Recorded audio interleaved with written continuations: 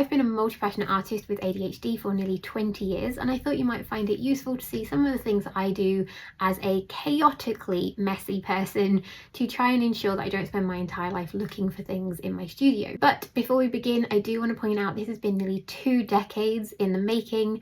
I'm an environmentally conscious person who doesn't like wasting things.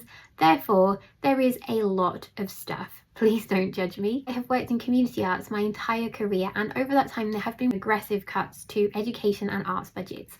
My priority has always been that children and people who are more marginalised in the arts get access to creative experiences and learning, and therefore I will happily spend my own money and use my own space to store things to enable that to happen. Thirdly, I have historically massively overinvested in tools and materials because I'm a creative ADHDer who loves learning new things and is quite impulsive. But for now, here is a little tour of 5 things in my studio that really help me keep things vaguely organised. Number 1, have ways of storing things that you can access easily and quickly. So for example, this is all the A4 papers that I use or I've collected, and they're organised by colour, texture, etc.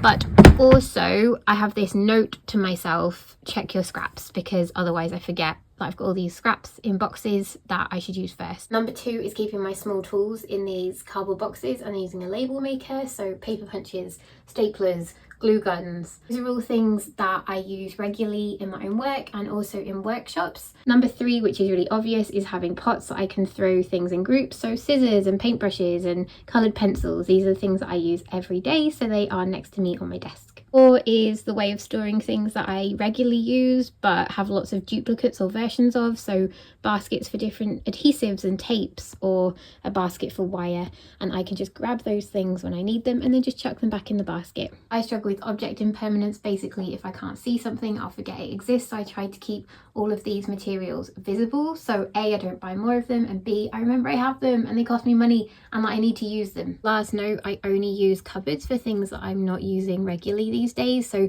this is all my printmaking stuff, my printmaking workshop tools, and I'm keeping them because I do intend to do more of that later in the future, but not right now.